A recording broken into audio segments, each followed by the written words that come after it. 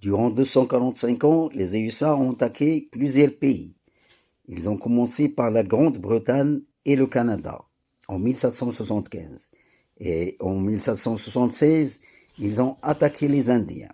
Même après la création de l'ONU, en octobre 1945, ils ont poursuivi leur escalade dans des conflits qui menacent la paix mondiale. Les USA recourent toujours à la force, même en cas de non légitime défense, et bafouent le droit de l'homme et des peuples. Avec fierté, ils ont adhéré au génocide perpétré par Israël contre les Palestiniens à Gaza. À l'ONU, ils bloquent toutes les résolutions votées par la communauté internationale contre l'État sioniste. La Chine et la Russie, puissance mondiale et leadership d'un monde multipolaire et équitable, ont été inactifs pour les Palestiniens. Ils n'ont même pas levé leurs doigts. Si après un aperçu sur les guerres fabriquées et menées par tous les présidents des États-Unis, le président Eisenhower et Truman, guerre de la Corée du Nord, de 1950 à 1953, avec 3 millions de morts, dont 360 Américains. Le président Nixon et Kennedy, guerre du Vietnam, de 1955 à 1975, avec 4 millions de morts, dont 580 Américains. Le président Johnson, guerre de la République dominicaine, en 1965, avec quelques millions de morts.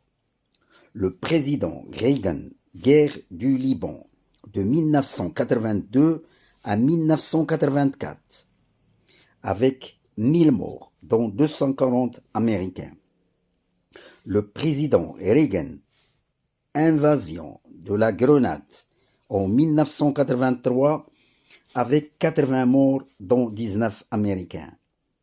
Le président George Bush, guerre du Panama, de 1989 à 1990, avec 4 millions de morts, dont 230 Américains.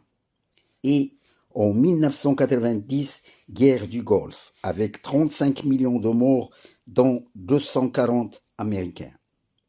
Le président George W. Bush et Clinton, guerre de la Somalie, en 1992 à 1994, avec 10 000 morts, dont 430 Américains. Le président Clinton, guerre du Kosovo, en 1999, avec 2000 morts. Le président Bush, guerre de l'Afghanistan, en 2001, avec 240 millions de morts, dont 2400 Américains. Le président Bush et Obama, guerre en Irak, en 2003, avec 500 000 morts, dont 5 000 Américains. Au total, nous avons 8 millions de morts, y compris les interventions au Yémen et en Syrie. Cela prouve l'ampleur génocidaire des États-Unis à travers le monde.